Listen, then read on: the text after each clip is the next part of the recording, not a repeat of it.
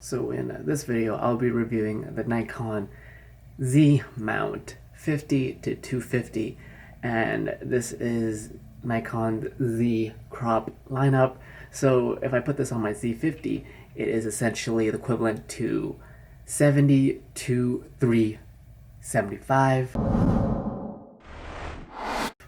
which is pretty a big jump when it comes to comes to your zoom focal length. Putting it on this guy, and first thing before I even go out and shoot, FYI, it is a pandemic, so unfortunately I can't get anyone to help me film this, but since this is more of a landscape photography lens, I'm gonna pop this guy on. First thing I notice,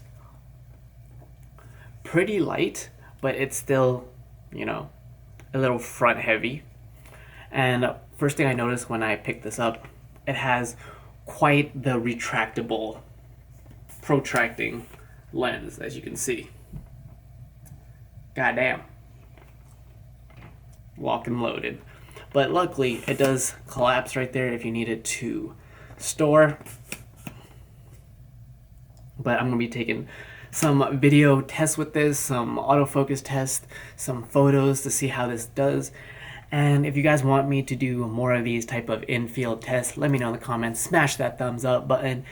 And actually this, before I even know, since it is a 250 3.5 to 3.6, meaning you do lose a lot of light, but it's pretty good if you do a long exposure. So if y'all want me to do long exposure photography on this lens, let me know. I'll do a video dedicated just for that. But enough yapping. First thing I know I'll need is a tripod, because if you're shooting like very far focal lengths, first thing you'll need is, since this guy does have VR, but since you're zooming in at 300, chances are you're still gonna have handshake. So you're better off using a tripod. And I'm using my trusty, with this mounting plate here, Manfrotto Advanced Compact Tripod. I'm gonna put this mounting plate on the bottom. What I really like about it is that mounts right here, plop it on, and if I want to whip it off a camera, there's a little switch here, plug it out, and yeah. So enough yapping, let's put this guy to the test and see what it can do. Always make sure you have your SD card and a battery.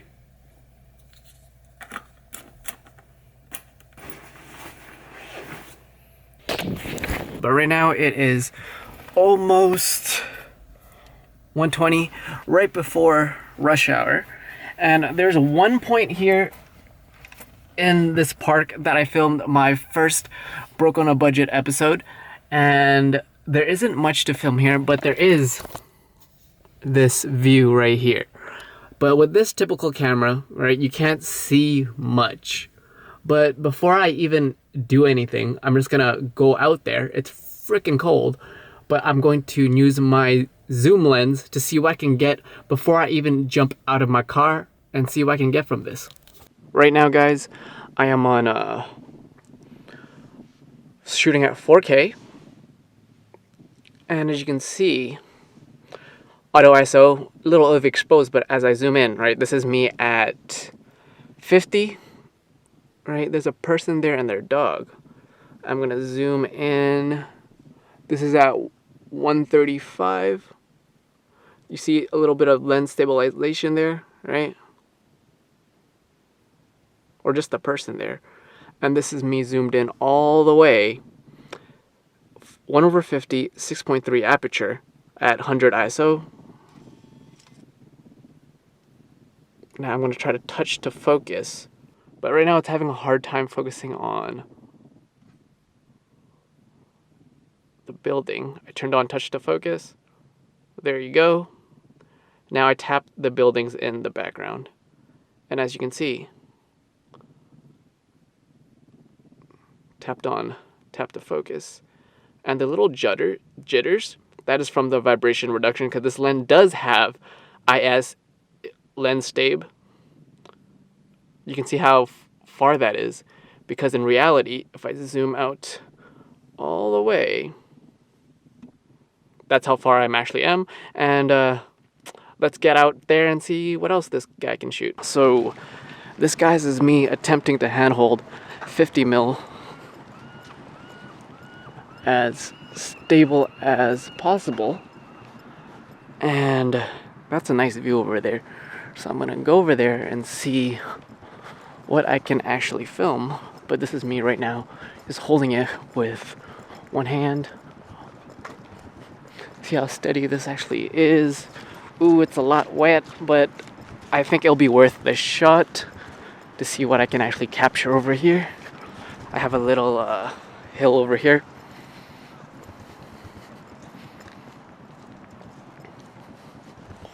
So this is hand holding it. You can see if I just had a kit lens, I would only be able to go here, right? But since this is a zoom lens, it's meant for landscapes and photography. And there's actually birds up here that I can actually probably capture as well. But anyways, as I sidetracked. Okay, landscape over there.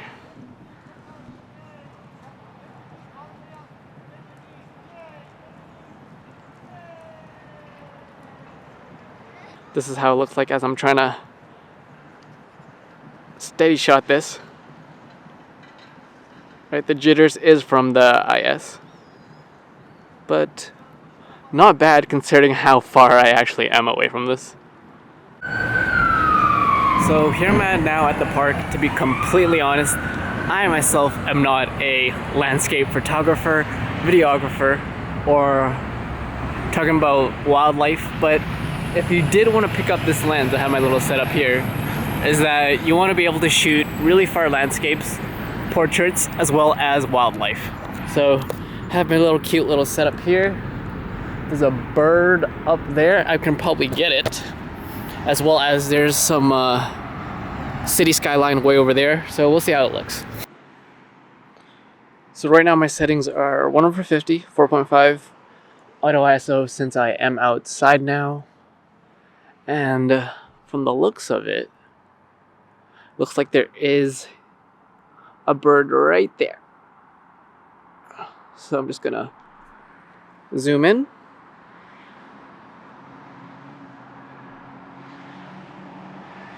And that's as far as it goes for zooming in as close as possible. It is moving a little bit because of the vibration reduction is on. But seeing how far I actually am, right? That is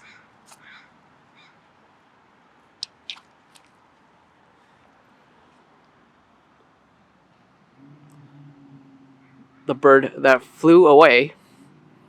But here I am. So as you can see the distance. I'm here. It was way over there. So that's a pretty damn good focal length for a zoom lens on an APS-C. And as well, if you wanted to capture whether that's more wildlife and it's moving, I'm trying to spot out anything else that is moving. There's also a landscape over here. It's on completely autofocus. And I'm just gonna get a little bit better framing on this guy. And all I'm gonna do now is I'm just gonna tap the back so it focuses. And there, oh, what's going on there? Some focusing issues. I'm gonna just exit out of this. Okay. So all I did there was I just tapped to focus the background and it just kind of decided to do a very close focus there for some odd reason. And one of the main reasons why I did decide to pick up this lens was that it's just cheaper and you get another lens with the kit, right? I'd rather pay much less and get a lens just because I need it, because you never know when you need a decent zoom range, and 50 to 250 on a crop is more than enough for me. And it's just once in a while you have like speaker presentations and you're really far, this is a lens if they're stage light, but also know that it isn't a constant aperture, so you always have to be wary of that.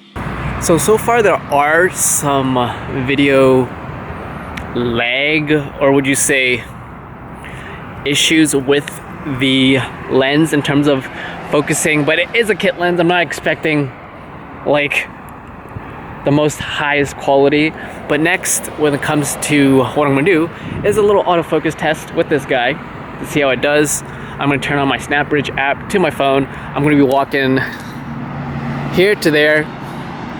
I'm gonna make sure there's gonna be moving cars in the background to see how that actually does with my face and glasses. And it's kind of overcast for the weather, so we'll see how that looks. Damn well, I'll show you guys how it looks. This is what it looks like it's on the app. Looks like it's focusing me completely fine as I walk closer to this. See how the autofocus is. And you'll be surprised with zoom lenses. You're like, oh, it's only for photography or it's only for landscapes, but you can actually do decent portraits with this, with a compressed background, a blurry background, whatever you want to call it. But now I'm gonna slowly walk backwards to see if you can track me. I turn around right here.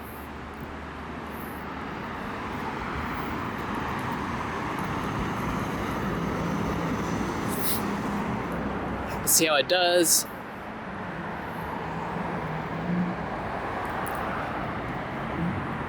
Can it still track me?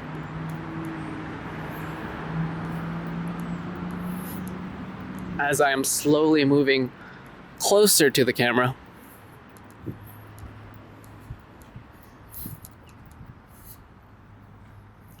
And pretty much face detection just got locked in there. Now the square is still over my face. Still over my face. I hope I don't step in dog poop. And it's gone. Turn back around. And I would say around here is where the face detection loses me. So I'm roughly, I would say 20 feet away from the camera, and it loses the face detection. But from here, it's, if I were to vlog with this and do like a wildlife TV show or any sort of show where I needed to be far away from the camera, I would use this as like a budget lens. Face detection works completely fine. Even with my head down, it lost me. Head back up. Face detection is there again. These are some aggressive ass Vancouver birds. But here, autofocus looks completely fine. And that's a surprising thing with the crop. You wouldn't expect this to have good autofocus, but like I said, I feel like this is one of the most underslept on, underrated cameras and lens and systems, right? Back focus, focus back on me, stepping away, focus back on the background, focus back on me. And this is me with the medium settings, right? I'm not at the highest sensitivity, and I have the highest autofocus speed on it, but I have the medium autofocus sensitivity. So I'm gonna do one more test, walking all the way back, walking back, still tracking me, and it's gone. So roughly there is when it loses the face detection. Even though my face is right here, it can't see, maybe because the cars are in the background, but I'm gonna walk 2 steps, and this is where it catches autofocus. So if I were to zoom in, I'd probably get even more range, probably like 1.5 times. But for an autofocus test, for a kit, this is a kit 50 to 250. It's not that bad at all. But like I said, with any of the other types of zoom lenses, you're much better off getting it with the kit bundle than buying it alone. I would not buy this lens alone, but since it was included with the double twin kit lens, get it, right? I think it's a cop, it's a must. So now I am going to turn on autofocus touch on So right now it's focused on the sign. Everything else is blurry, right? So I'm gonna turn on autofocus touch. It's gonna touch the street there.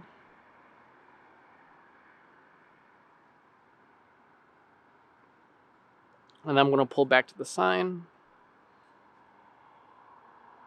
And then I'm gonna touch the back.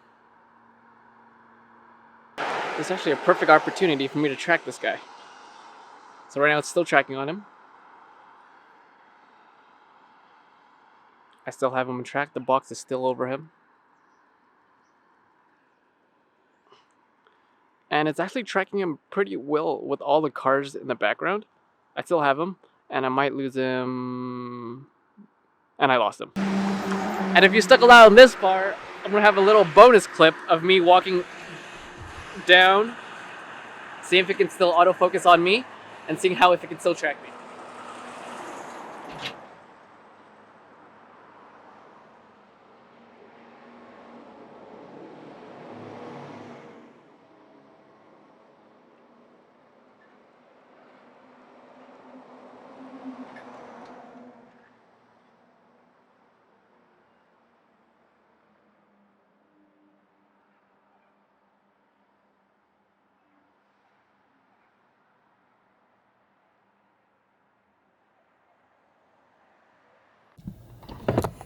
It is freezing. Oh jeez. Oh jeez. Heebie-jeebies. Little test. It is freezing. And when it comes to just shooting landscapes, I just want to see you guys get that decent zoom range going on with your Nikon Z50. It's capable. Pros, super light, even though it is front heavy when you hold the camera. There is some autofocusing issues when it's like super back focused, and let's say I'm so cold. It's focusing on the city skyline, and there is a foreground, and I'm wanting to focus on the skyline. There is a little of that pulsing, so be wary of that. If I were to use this for video, I wouldn't rely on the autofocus. I'd probably put this on manual. Photos probably be great for AFS. You're looking at birds, you're looking at wildlife, as well as portraits, right? If the subject isn't moving as much, this is great for a beginner's portrait lens. I'm actually do some just street photography, street portraits in the future. And that was my little video slash autofocus test. My name is Peter, and if you watch this far, give me that like, subscribe for future videos, support me, supporting you. And if you haven't yet, grab my free camera guide that will help you the basics of what is exactly you need, the lens, the tripod, all that fun stuff. As well, if you want to get more serious about video, get my mastery camera guide, which will help you. It's a 1-hour crash course of how I take you from a complete beginner to knowing exactly the ins and outs of any camera. It doesn't matter what camera you have in your hand. And my name is Peter. You're watching a Broke Visionary Collective, where we all start with nothing, but you can always create something. Cheers, guys.